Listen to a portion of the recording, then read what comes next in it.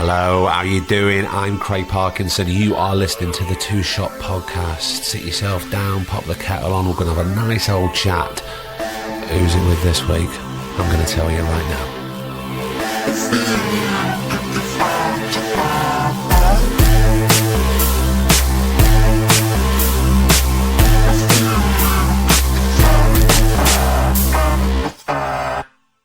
How the devil are you? Are you well? Good. It's Thursday. It's episode 95 of the podcast. And you're here. Thank you so much for downloading and subscribing and joining us, because this week we have a fantastic conversation with the brilliant actor Jill Halfpenny. Now, I've got a few bits of admin, right? So just bear with. Don't fast forward just yet, because these things are important. Well, two of them are really important. One's just slightly annoying.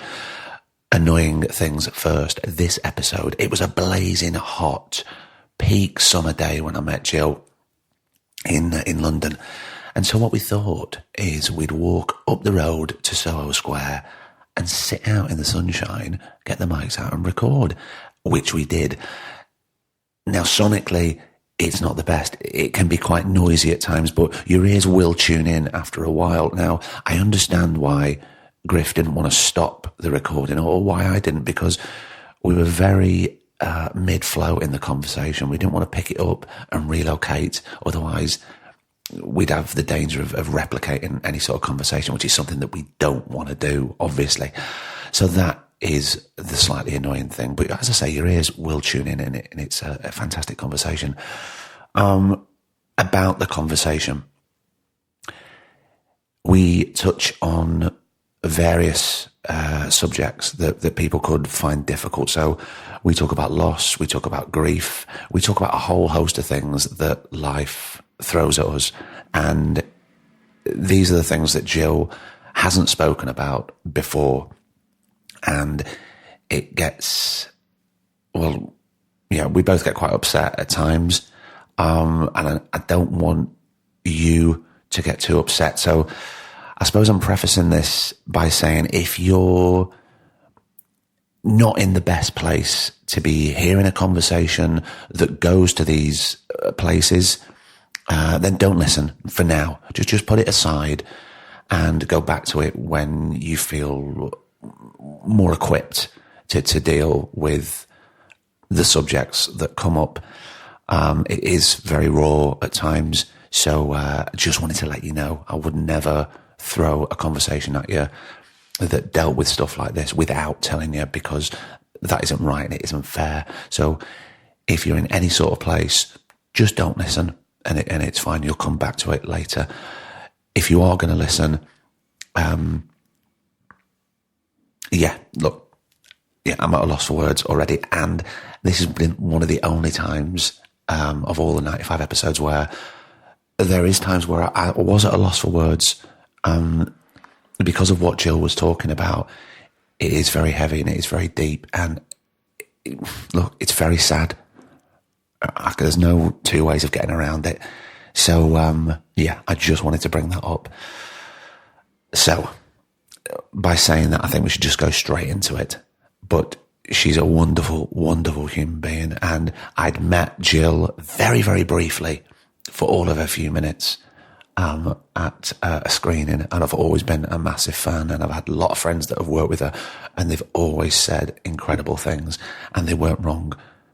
She's very, very lovely, and I'm so thrilled that she came on and she was able to be so honest and feel that she could share what she does share with us. So without further ado, let's get down to it. This is episode 95 of the Two Shot Podcast with the wonderful Jill Halfpenny. I'll see you at the end. You couldn't read your lips anyway. I know you can't even see them, can you? I've got more beard than face. I'm terrified about getting it shaved off. What, do you have to get it shaved off after this job? No, I don't have to. I'm not going to. Just turn down 2 jobs that require clean shaven. No, I'm not doing it. Because you're so attached to it. I'm quite attached to it, and it's a bit... What is it about it that you love, though? Do you like the feel of it? No, I like the camouflage. Yeah. I like kind of not looking exactly like myself, because I have low self-esteem issues.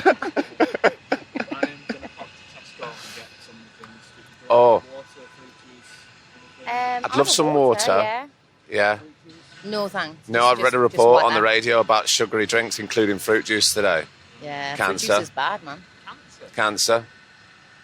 More than a certain amount of sugary drinks, and it went including fruit juices. Cancer. Everything's cancer nowadays. Everything. Mm. Nah, I'm just going to ignore him. We'll start moaning in a minute. It's fine. I was thinking I think, and Griff will have to tell me if I'm right or not about this, only the third person of actors that I've spoken to who started out when they were quite young.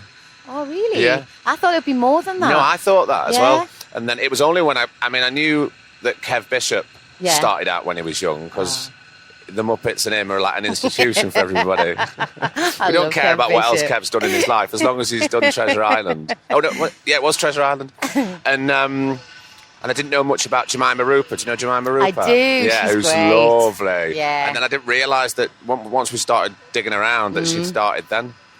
And then obviously my big memory of you is a certain show that I'll say it and like loads of people. Loads of people listening to this won't even remember it, because some of the young ones won't remember it. I know. But it's an institution, was Byker Grove, wasn't it? It was a bit. It was just kind of weird the way nothing had been made up there. Certainly not like kids stuff for years. And then for some reason or other, Andrea Wonfer decided that there needed to be a programme up in Newcastle. And there it was. I mean, honestly, it was like, you can imagine, like, as a kid being on a show like that as well. And because it's not exactly known as a, like, industry town. So you're on this show and you think it's like, you're absolutely buzzing. But then you're walking through the streets and people are like, you that fucking bitch off Byker Grove. You're like, whoa, it's not supposed to be like this.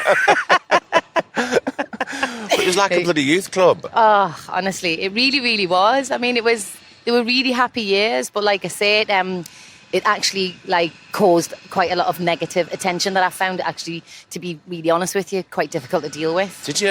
And how old were you then? I was 13 when I started and 17 when I left. Oh my God. Yeah. So you did a lot of growing up as a young woman. I literally got boobs on telly. Oh my God. Yeah, and it was really difficult. It was like my body literally was changing. I was literally becoming a woman. Yeah. And that just in itself is quite difficult, let alone being on the telly and having everybody watch and comment on you. So it was hard, man. Yeah, but it was, I wouldn't change it for like a minute, but it was, the attention was difficult because it's funny, I think about this a lot. I don't know if you think about it, but like if you choose to be an actor, there has to be a part of you that wants to be seen. Whatever part of you that is, we have chosen a career where we are looked at. Yeah, and also putting yourself out there to be judged. Completely, right? So there's got to be a part of us that's up for that. And yet, especially as a kid, I just don't know whether you realise quite what that will feel like. Like I remember I was about maybe 3 years into it, maybe 2 years, and I was on the bus coming home from a school disco, and they were always quite tricky kind of things for me to do because I wanted to do like normal kid things. But obviously I'd turn up at the school disco and there'd be a lot of pointing and whispering and stuff like that. Actually, it's not the school disco. It was just like a local disco. So it was like people from lots of different schools. And I remember getting on the bus home afterwards and, it just started like, people started chanting on the bus and people started like throwing stuff at me and just like bits of paper and stuff like that. And I just remember getting off the bus and I was really humiliated. And I remember going home and just crying my eyes out and saying to me, I made us feel stupid and I just don't know what to do. And she's like, you don't have to be in it if you don't want to be in it. Well, I was going to say. It was a really good thing to say because actually my reaction was, no, I do want to be in it. Yeah.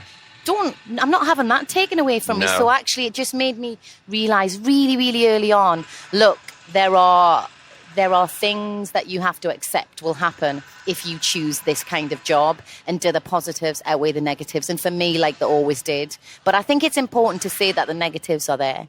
Well, they always are there, and I don't think they ever go away. In some respects, they get even Certainly worse. haven't for me. But thank God that it doesn't happen in Sainsbury's, that you get recognised and they start throwing bits of paper at you or a soggy old banana. At least they've grown up. But kids, kids are kids, whatever. They don't know how to deal with their emotions at the best of times. Of course they don't, and they're a bit jealous. And probably what kids really want to do is come up to you and say, "Oh, what's it like? That looks really cool. I'd love to do that. Yeah, tell me about it. But instead they say, you fucking stupid idiot, you think you're fucking better than me, like? No, I don't, honestly. Was that something that you wanted to do? Yeah. At 30? So it wasn't something that you were pushed into or anything? No, I was already doing it. I was like doing theatre stuff before that. So I started maybe around about 10 or 11. I was doing some like shows in the theatre, and I just loved it. I really did. I just loved it. I always felt like a bit of an underdog, you know, like I would go up, I would audition for a lot of stuff and like my mates would get it. Right. Or I'd be down to the last, 4 or 5 and I'd just be like, I just didn't go your way. Or, they'd say you're too tall or you're too this or you're too that. It started really early, like you're just wrong, basically. And for some reason I kept coming back. Like a dog with a bone. I know, but you're still doing it now. Pick me. Do you think it was easier dealing with rejection then than it is when you're starting to become an adult? No, I don't. I think it used to really like, it got to me. It used to really hurt me. But what it made me do is I learned from like a really young age. Like my best friend, we both went up for a role in a show, and she got it and I didn't, and it came to the West End. I mean, it was really quite a big deal. Yeah. But actually, I came down to see her. I stayed with her for a couple of weeks. I saw, I really championed her. So as much as I was envious that she was doing that, I was like, but she's my mate and she's doing well, and I'm pleased for her. So from a really young age, I learned that it's just not always going to be your turn. But it's always vital to be supportive to your mates. Always vital. And, you will need their support. Exactly. Well, that's the thing, innit? It goes both ways. Oh, completely. And when you're down in the dumps, you need someone there to come and pick you up and go and tell you it's all right. Yeah. But it's like when we were talking before and you were saying, I went to go to the theatre the other night and I saw my mate and that's what I was going to do. And she was brilliant. Yeah. And it's great to tell her that. Yeah, yeah. But what do you do when you go and see a mate and it's not very good? Nowadays, I tell them, you did an amazing job, well done, because I've come to really believe this, that there is no other reason to go and see someone in a show and tell them after they've just walked off the stage, after they've just given how many months of their life to something, that you didn't like it or you thought it was a crappy production. It's like, who cares, right? They're your mate. And what you say is, if the least thing you can say is well done, just say well done then. But especially when you first leave drama school, there's this kind of tendency that everyone's like a real critic and everybody knows their stuff. And when you're like 21 and you've been in a show and people come and say, actually, I didn't like this bit. And it's like, fuck off. You don't know anything. Yeah, you're just starting to learn now. Yeah. And I'm just so like aware that as actors, like, you brought it up before, we're just judged on every level. So I don't want to judge my mates. And the thing is, it's not about being false, because actually, the older I've got, the more I actually believe, just well done for getting up there and doing it, actually. Yeah. Because actually it's quite terrifying. Yeah, it really is. And the older you get, the more terrifying it gets. It does get terrifying. It really does. I ain't been on stage for quite a while, and then I did like a few years ago. Yeah. And I was, it was... terrifying. I'd forgotten that feeling. Yeah. It was really, really scary. But I got through it, regardless of it being, very good. But I got through it. That's the thing. Oh, thanks, Griff. He's just got us some waters. I've been on like stage. When was I last on stage? When are we now? It was last year. And I just remember the opening night thinking, I think I'd like to run away. Yeah. I think I'd like to just run away and never come back. But I think everybody has that feeling, at some point. Yeah. If they're really honest with themselves.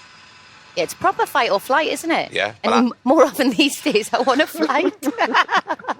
I want to do a Stephen Fry and just leg it before the opening night. I wouldn't quite do it like Stephen Fry. I'd probably leave a note telling someone where I'd actually got. I'd be too frightened. Because you still care about what people think. What I've done. I've spilled Jill's water just spilled water on herself, but it's all right. But it's fun. It's a lovely, hot, sunny day, and we're in the middle of Soho Square in London, so it'll dry off. It'll be fine.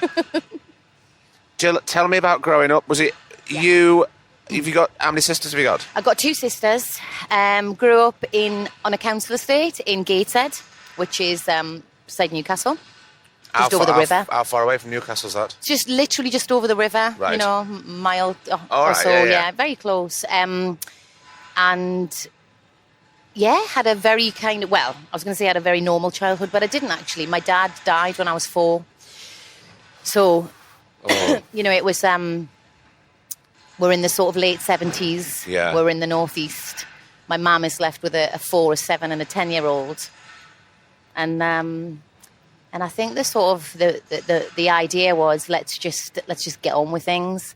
And was your mum quite like that person? Right, let's get on with things when trauma hits, or I don't know what she was like before. Obviously, I arrived, and I only had 4 years with her before this happened. So whether that incident made her become like that, or whether she was already like that, before. I honestly don't know. Yeah. But and I suppose it's quite hazy for you around that time anyway. I mean, I can't remember being told he was dead. I can't remember being told he wasn't coming home. All I know is that, when you're that age, the world revolves around you, because that's what little kids are, incredibly narcissistic. But I must have just thought I did something wrong. I must have just thought, right, I've done something wrong, and that's why it must be my fault. I think essentially that's what a kid's brain goes to. And I'm not sure whether, and this is no one's fault at all, my family are gorgeous and love them, but I don't know whether anybody ever said to me, it's not your fault. They might have said to me, it was an accident. Basically, he was playing football. He went to play Sunday League football, and he just had a heart attack on the pitch and died instantly. Oh, man. So it was literally a case of somebody leaves the house and they just don't come back. They just don't come back. And it's a brutal, brutal feeling. And I get very annoyed when I hear people in general talk about kids being really resilient, as if that's an excuse to not engage with them about some difficult things that parents are going through. Yeah. People go through breakups or deaths, and they're just resilient. It's like, well, they have to survive. Like, we're all survivors. That's what we're doing. But talk to them, answer their questions. And if they're not asking questions, that's a problem. Say, I think we should talk about some things, but open the door for them so they've got that need and they can ask those questions. Because I remember when I spoke to my little boy about something that was pretty heavy, and I could see him really compute it all. Yeah. And then over the few weeks, there was a bit, anger would come out and we'd go, right, well, let's talk about this. And then we discussed that, and then he was upset. So there was going through all those emotions. Yeah. But that's really healthy. It's really for him healthy, to do that. and that's what I didn't get. And bless my mum, because she didn't really know much about therapy in those days, or how to she just wasn't experienced. She was plunged into a world she didn't know about. So I think I made I've come to realise from my years of therapy that I think I made an unconscious pact with my mum when I was about 4, which was to say, you are sad, so I will be happy. Right. And I think I sort of spent a lot of my childhood being a bit jumping around, doing cartwheels, and generally just kind of slightly putting a mask on it. Bit. Definitely. Yeah. And then I would go into my bedroom on my own, and I would just honestly just fling myself around the room crying and stuff. But I would sort of do it in the guise in my head of I was in a performance. As if I was in some grand opera or something. I now realise that I was literally just grieving. Well, it is a form of It's grief, just my only way to do it, And everybody's different. Everybody's different, and everybody does it differently. But I think it just led to sort of feelings of very, very low self-worth, and I sort of felt a lot like an outsider when I was a kid, and maybe I was attracted to the industry because I felt like I belonged there a little bit more. And you could escape? I certainly could escape. I was very happy to be someone else, very happy. And in my adult life, I've had to have a really good think about that, am I still happy to be someone else? Is that still okay with me? Am I all right to do that? And do you ask those questions a lot? Yeah, a lot. At specific times, or just? I think I'm just constantly exploring the whys of something, and why I'm doing something, and what I'm actually getting from it, because I sort of realised that I'm attached to outcomes quite a lot. So even though I'll be doing a job and I will love the process, and I will love the people I'm working with, and I'll say to all my mates, I had such a good time, it was brilliant. Ultimately, what I really want is a positive outcome, which means people to say that they think it was really good, and then to get another job from it. And it's you know, that's like, I think that's a bit of a road to unhappiness, you know. That's a dangerous road to travel. Trying to seek the positivity in an industry which is pretty negative a lot of the time. And that ultimately has to come back to me. And it's like, what is it that's in me that still wants somebody to tell me what I am? Why can I not tell myself what I am? Why can I not tell myself that I'm not enough? And obviously that's not like every day, but I do struggle with that. And that, again, like, maybe there's a notion that people who are sort of like mildly successful as actors kind of walk around just feeling really good about themselves. It's just, but do they though? I mean, they do. I just they may wonder do whether on the surface. I wonder whether the world outside of the industry thinks we do, though. I don't believe we do, because we're all human beings. I don't believe anybody walks around just feeling really good about themselves all the time. But if somebody says they do, I think they're lying. Well, I think they are. I think what they're presenting isn't what's going on internally. Yeah. Maybe they are really unhappy, but they wouldn't dare let anybody see that they are. Because I think that for me, like, my unhappiness or my melancholy, for me, that part of me feels unlovable. That's why I've struggled to show it, because I think, well, if you've got low self-worth, then you have to present the best of yourself all the time, because, come on, you've got to work twice as hard to be loved. I mean, I'm talking in fairly like deep sort of terms here, but I understand. That's the point, isn't it? The point is, so if I really show you who I am and what I am, geez, you'll run a mile. So there's been like a lot of stuff for me to work out over the years about who I am and what I'm presenting, and whether that's really authentic or not. I think it's authentic, but I think it's quite brave to be that honest with yourself. Yeah. Because what else can you be? To me, like, I've always, like, when I grew up, I always really struggle with small talk. Like, I still struggle with small talk. I find it really, really difficult. Honestly, I felt like if I go to a party and... Oh, don't. I get the fear already. You've already said that. I've said the P word. Yeah, okay. No, I think I'm busy. I haven't even told you the date yet. No, I'm probably very, very busy on those days. Oh, yeah, I'm busy. Very busy. But, like, I will come home. I don't know about you, but I will be exhausted, like, properly wiped out. And I've, like, thought about this a lot, and I've spoken to my therapist and stuff, but it's like... It's because I'm acting the whole time, and it's uncomfortable. And for me, like, sitting here with you now and just talking like this is like quite relaxing for me, because it's true and it's real. But I cannot do small talk. I find it unbearable. Like, there's obviously, you go into an audition, how did you get here? You know, where does your name come from? Blah, blah, blah. And I'm thinking, please, just get on with the audition, man. Just get to the meat of it, please, and then I can get out. But that thing about, which is kind of ironic considering, like, I do this now, but meeting new people, I find really hard. Yeah. Because the thing is, I'm meeting new people on this all the time, but, like, it's completely other end of the spectrum to small talk. Yeah. I mean, we're just getting down to it, which I find fascinating, because then I get to know who that person is. But it's sort of surface level chat. He's really difficult, and I would be really nervous that I'm not gonna be me, and I'm gonna say something that'll upset you or offend you, or I'll say something stupid, and then I'll go home and just sort of get the cat of nine tails out and give myself 20 lashes when I get home for being an idiot. I end up feeling like a right Billy Bollocks when I've been to. I'm like, who was I? Yeah. What was that? Why was I saying those things? I don't even think those things. That's not me. That's not me. But then, as I've got older, like, I've really found, like, my people, like, who I can say hello, and then the next sentence I say is, God, I'm struggling today. Yeah. Or God, I feel really lonely today. Yeah. And I found my people who I can do that with, and that's who I'm comfy with. And I know I have to build myself up a bit if I'm not going to be with people like that, because, it's hard.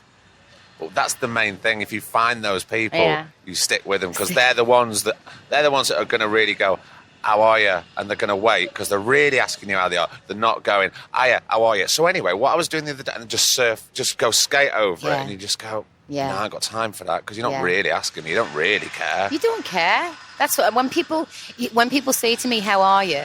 Like, I will always have that moment where I'll go, what kind of person is this? And then I'll decide what my answer is. Yeah, you know I'd really think about it. Yeah. I don't know if I can invest in this, say, actually. Yeah, I'm good, thanks. Everything's fine, but everything's kind of terrible, but I'm not going to tell you.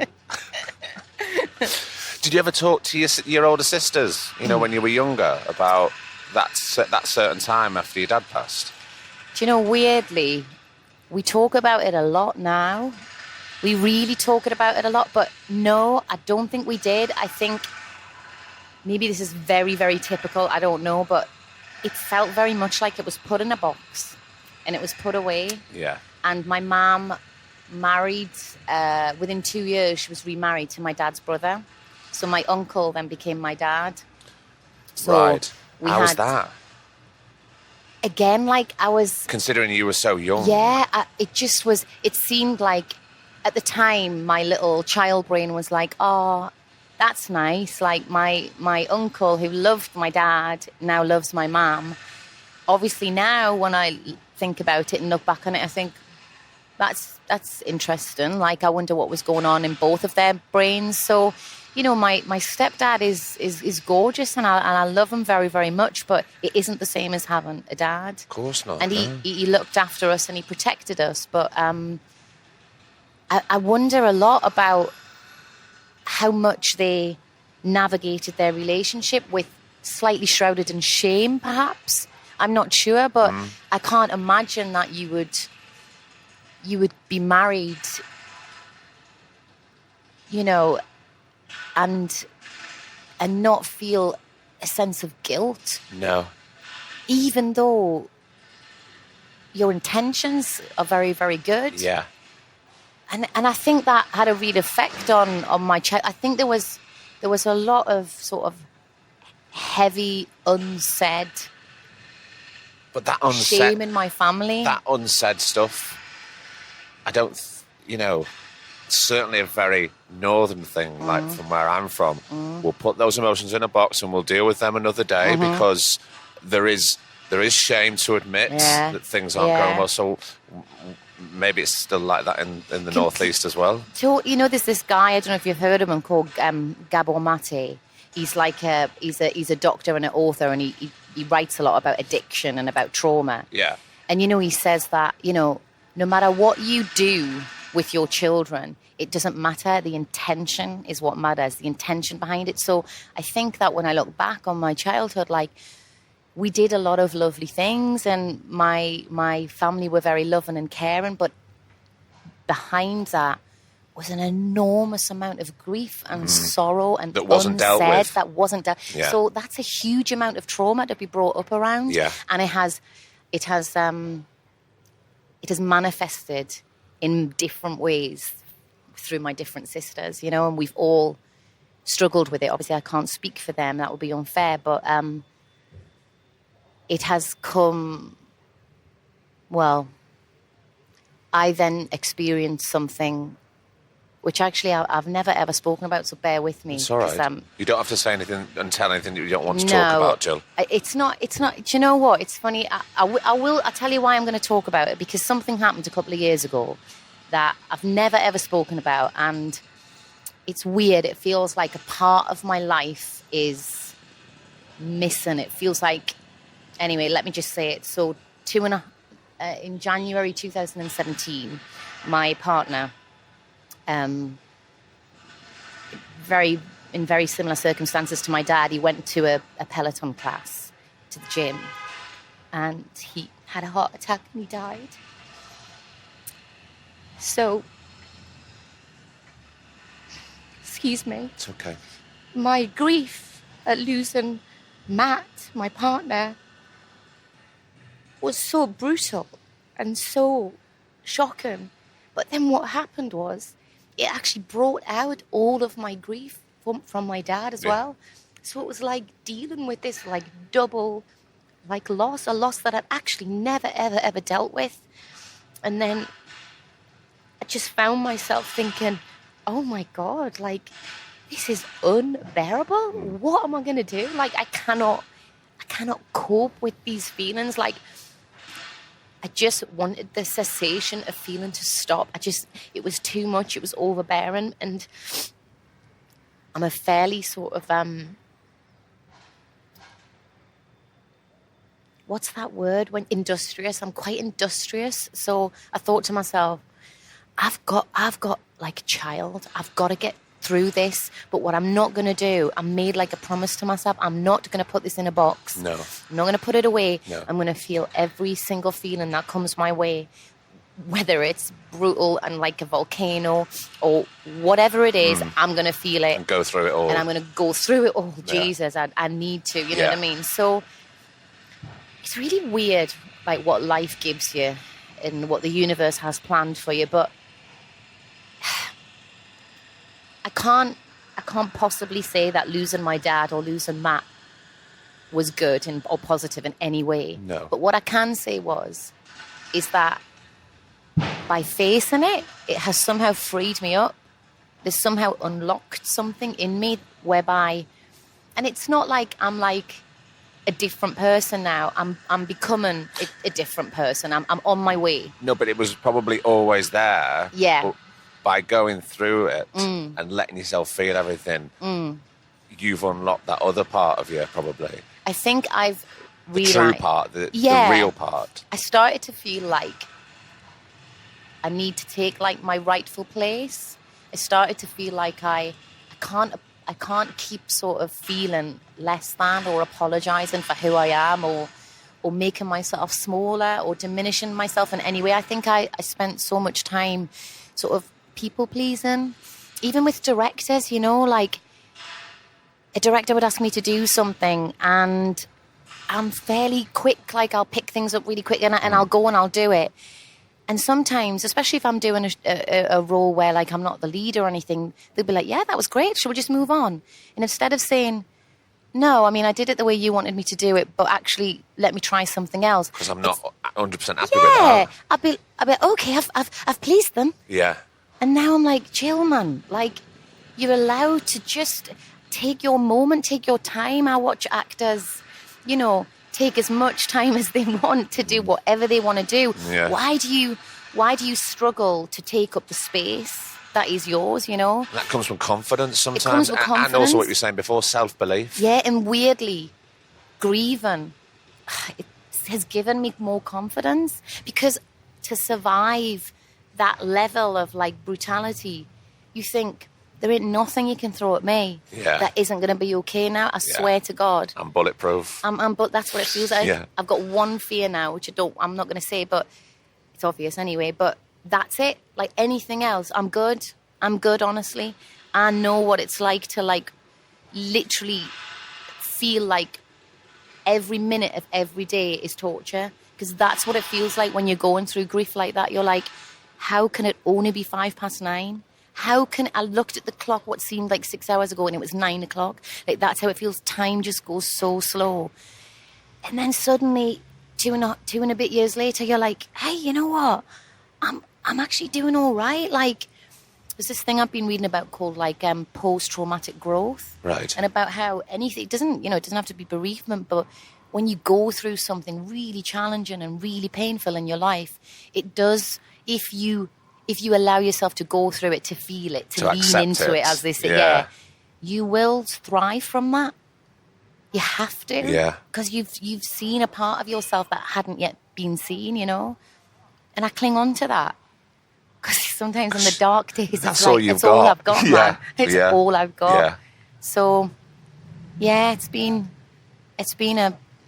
a rough few years, but I feel like I'm on my way. Yeah, I'm here. I'm talking to you. And you're stronger. Yeah. Yeah. I'm kind of a bit of a loss for words at the moment because I don't really know where to go at the moment. But you don't have to be sorry. I don't know why I said that. It was so English, wasn't it? Yeah. See, we're apologising again. However, we always do that though. I know. Somebody bumped into me the other day and I immediately went, sorry. And he went, it's all right. And then afterwards I went, oh, that wasn't my fault. Yeah. He was the one that bumped into me. But it's just that knee-jerk reaction. And also, we revert back into the, oh, sorry. Yeah. I'm very sorry. Yeah. I went through a phase, like, when I was a kid. And, again, this must have been, like, as a result of trauma, like, not being... Actually, do you know Brené Brown? She has a brilliant phrase, and she said, if trauma is not transformed, it will be transmitted. So whatever you don't deal with, you will transmit to your children, your friends, your partner, whoever. So deal with your shit because you will give it to someone else. You'll pass it down to somebody. And there's this brilliant thing as well where, like, you often like meet and connect with people who are on the same level of trauma as you. You don't know it, and it can manifest itself in many different ways, but you sort of feel their so unconsciously you'll feel it, and you will connect with them. You'll think, this feels really familiar. Yeah. This person, I'm really drawn to them. And it's usually because they're sort of suffering on the same level as you, but it's an unspoken kind of pact. Yeah. Well, again, talk about finding your people. Sometimes you connect through that. And do you ever get this? Do you ever get like, you're just massively triggered by someone? You hardly even know them. You meet them and you're like, God, they annoy me. They wind me up so much. And it's like, I've realised that every single person that I've ever met in my life who's like that, when I've looked into it or when I've found out a little bit more about them, they have experienced either something similar to me, but they're dealing with it in a different way. Right. And I'm somehow... they've got something that I want, basically. Right, you know what I mean? that's so interesting. Yeah. And I'm like, God, what? And I'm like, Jill, it's got to be you. This person hasn't done anything to you. Have a think about it. Shit, I've met loads of those people. What's that say about me? But you know, before you were saying about,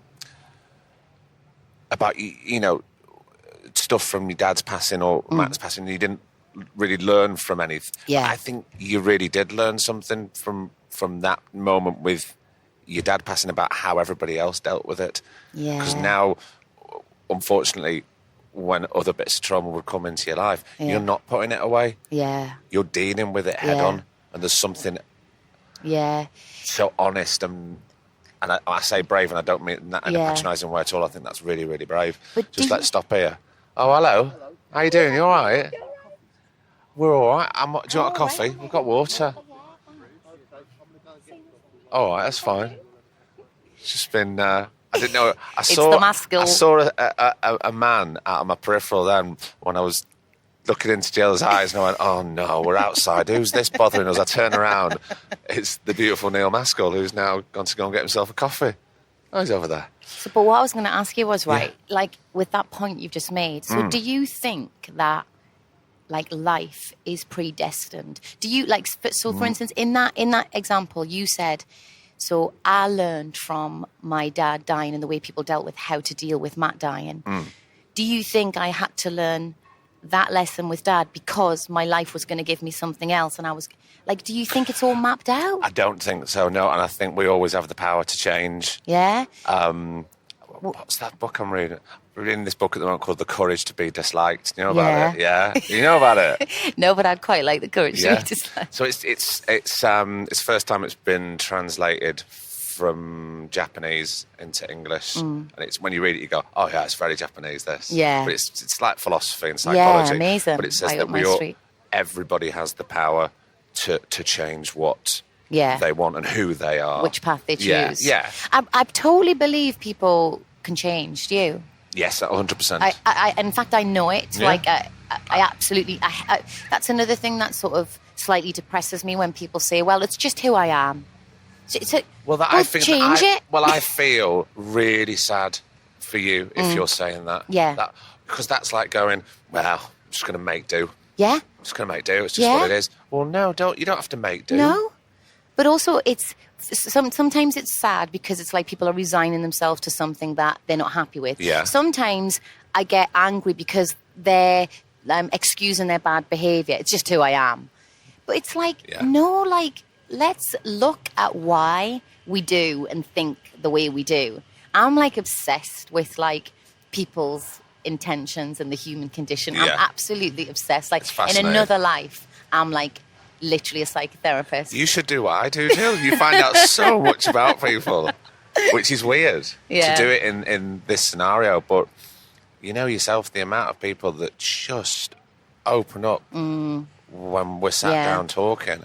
But I think it's really healthy, you know, and just going back to those people that go, oh, well, you know, it's just who I am. And you go, no, because I see so much more in you. There's so much more potential. And you behaving like that or resigning yourself to who you are like that, you're so much better than this.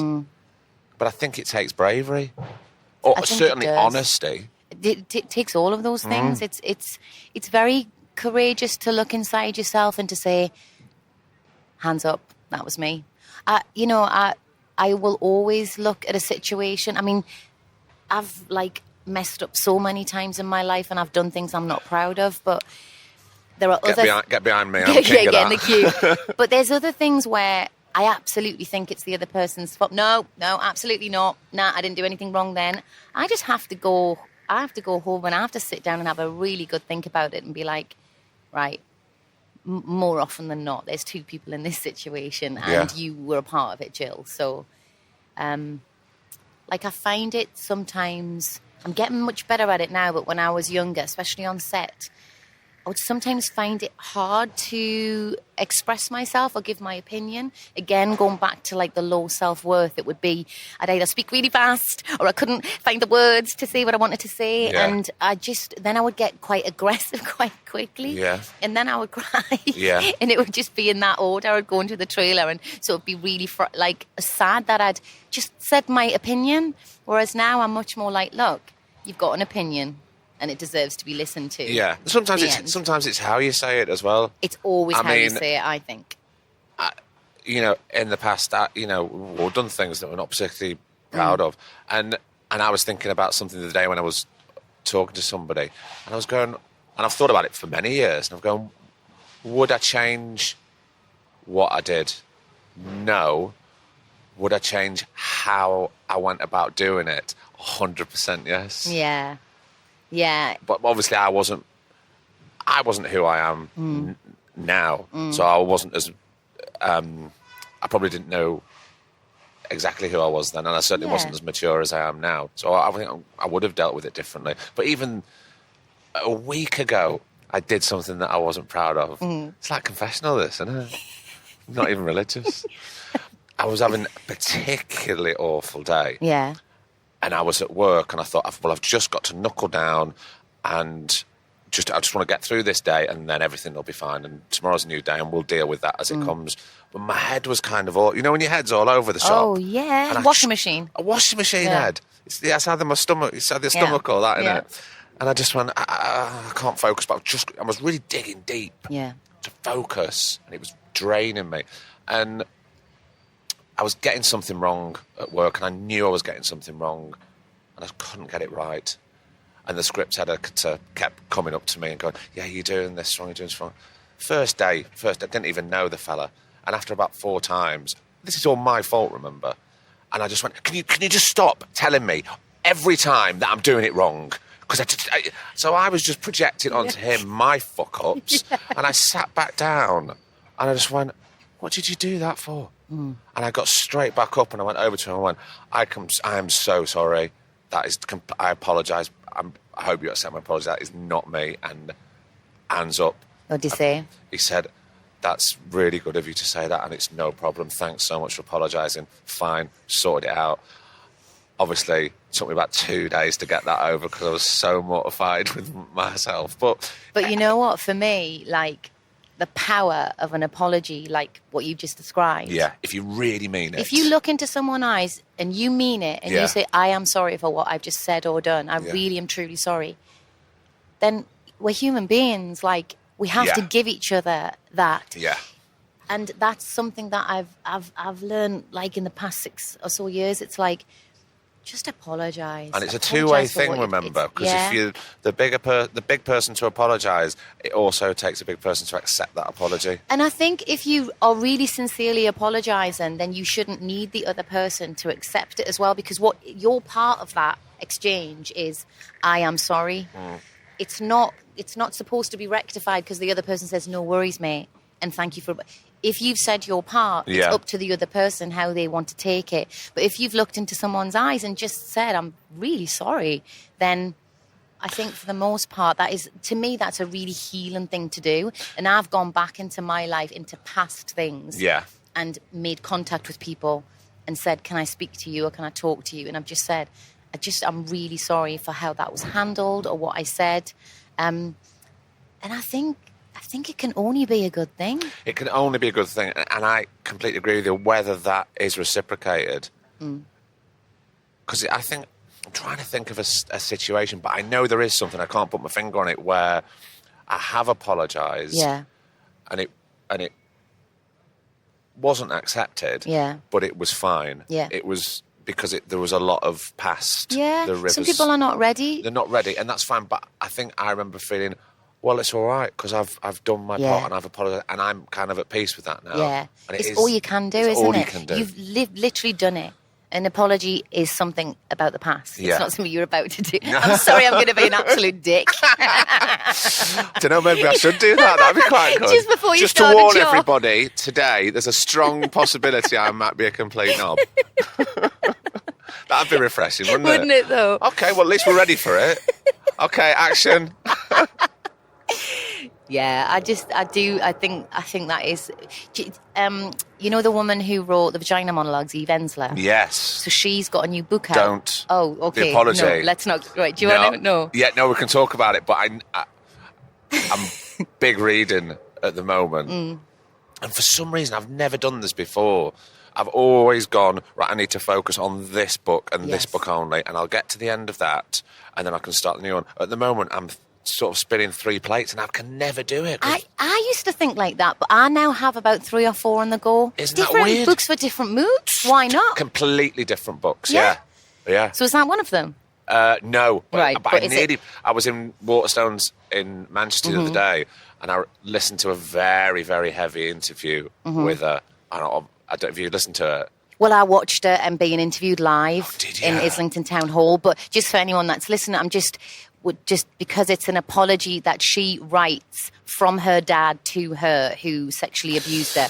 But again, like, she talks about the power of an apology, even if it's not coming from the person that it needs to come from. The fact that she said she sat down and she wrote that book, and at the end, she literally felt like something had left her. Wow. She felt free. And after all that time. After all that time. And she said something really beautiful, and I'm not going to quote it right, but it was something like, if you are prepared to walk through the portal of grief, you will be amazed at what is on the other side. And it's like, if you're just prepared to go, this uncomfortable, disgusting, horrible feelings that I'm having, if I'm prepared to sit with them or walk through it, like, there's a world on the other side that you could never know existed. And it's just, I mean, we're all just frightened, aren't we? Nobody wants to be in discomfort, but she has, like, she said it has freed her up so much. And I just thought that was fascinating, that an apology written by her, but all the things that she needed him to say, he said. Yes, it was through her pen, but she said she felt like it was almost him writing it. Yeah. It was almost like she was channeling him. Wow. Yeah.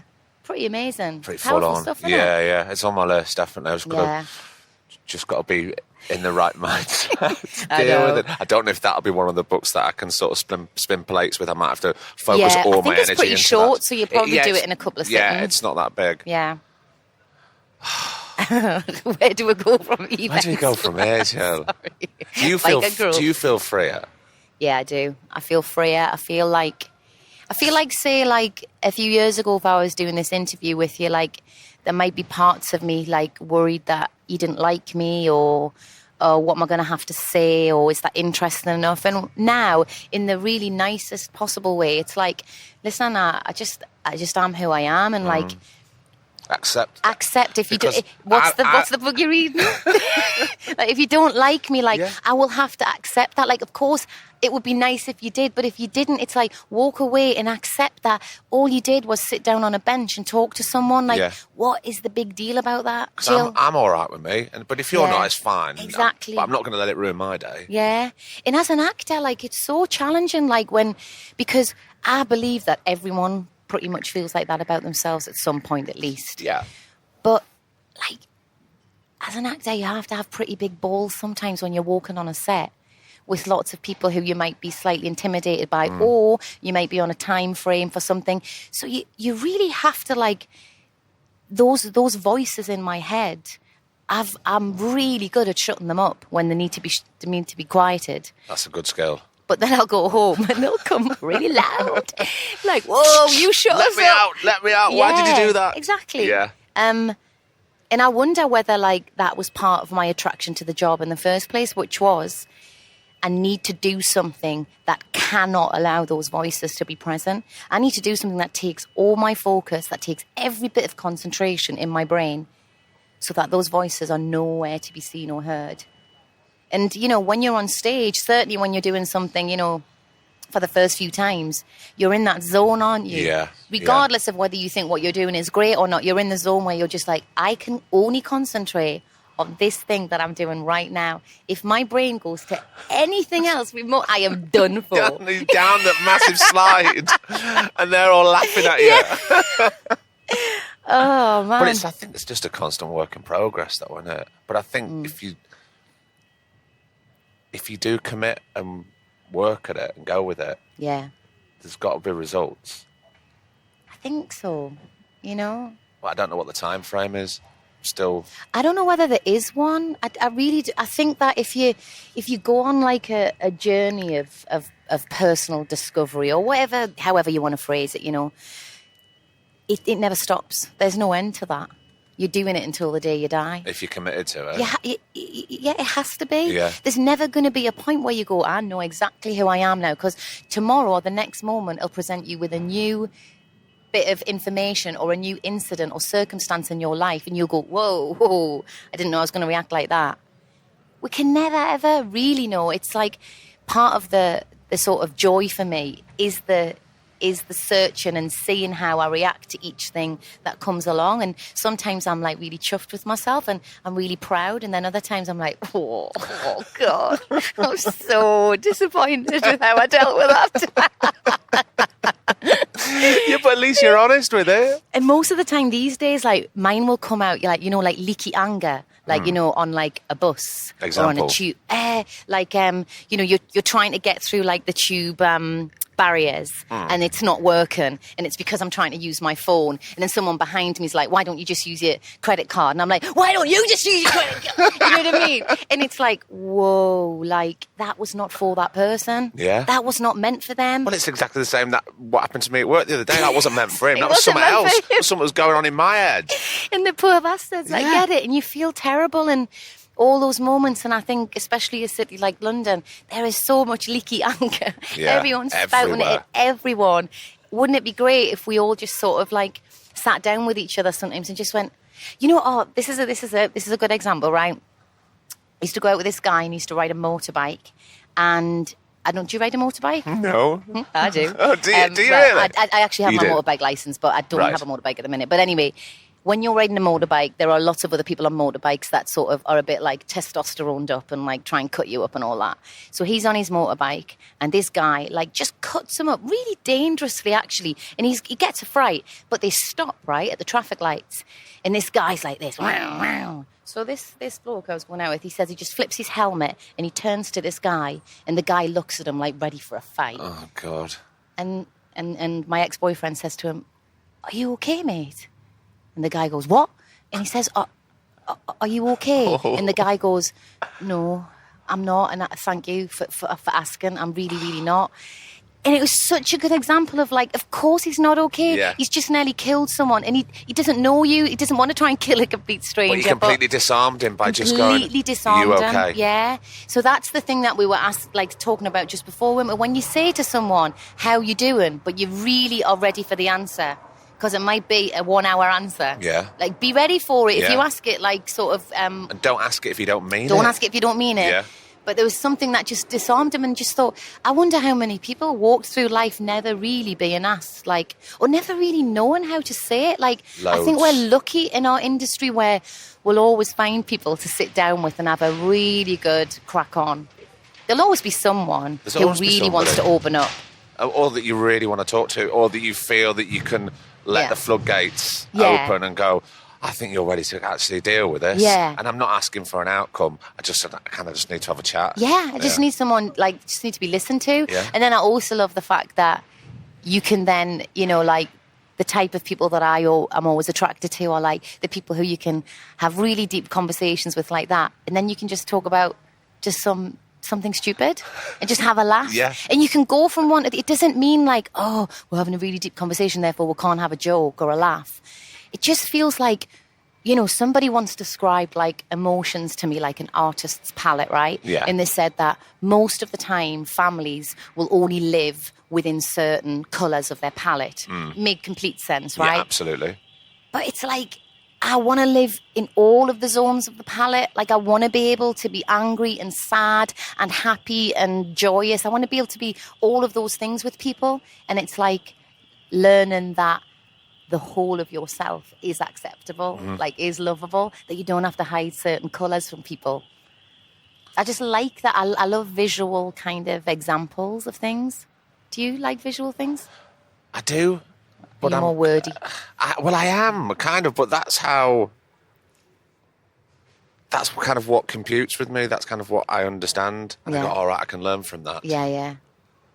But I'm constantly learning from other people. But what would you say, like, if someone said, so what, like, colours did your family sort of stay in? Oh, totally. My mum and dad listen to this. It's all right, they know. They're northern, they repress everything.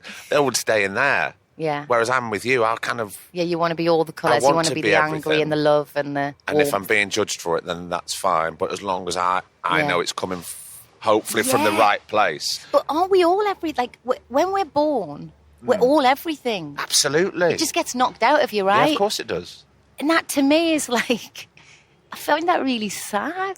But you see it all the time. I know. I get sad sometimes if I'm in a restaurant or something, I'm just eating by myself, which I quite like to do quite a lot. I love eating by myself. And I'm a fast eater. If I'm sort of reading, I'll put my book down and I'll be looking. We're constantly looking at people. I'm looking at people now and figuring out what that relationship is. And then I just see something and I just go, that's made me really sad. Because I know that there's something there. Yeah. And whatever story that is, I know I've created it, but I'm seeing something that's helped me create it, so something must be true in that. Are you one of those people that, again, this is a bit of a party thing, the P word. I'm like massively sensitive, like, to people's energy. So if I walk into a room, I will like know the person who's angry or the person who's really sad without even talking to them. Absolutely. And I find it really uncomfortable because what I want to do is save them. Because I'm a bit of a codependent. So I want to be like, it'll be all right, don't worry. But it's none of my business. No, I don't know them. These are strangers. Yeah. Or just a general. And I think it was like, obviously, growing up and having a lot of feelings suppressed in my house probably meant that I was super sensitive outside of that. And I was picking up on a lot of things because I sort of needed to. I needed to connect somehow. But now sometimes it's like, God, I wish there was a button that you could just switch off and just be really unsensitive. Insensitive? No. Well, desensitized. Desensitized. Well, just do what I do and just turn on your heels and remove yourself from the situation. And just don't go to the party. Step away from the party. But would you find that, are you the type of person that if there's a problem going on somewhere, like, let's say if it was on set, two people were like really not getting on, would you be the person to try and sort it out? I used to be, and it probably sometimes would used to get me into trouble because I would, I would be in there and fight for any sort of injustices. But I would only do that now if it directly affected me or my work. Otherwise, it's not. It's none of my business, really. So, what is behind you fighting for other people's injustice? What part of you feels like it's not been justified? Jill, do you know what? If we start this, this is why I don't do the podcast. We'd be here for about 4 hours if I unleashed. That's why I don't do it. But thank you for asking me that question, and I'll tell you off mic. Jill Halfpenny, thank you very, very much. Thank you. Did you enjoy that? Yeah, thanks. Thanks a lot. It's cool.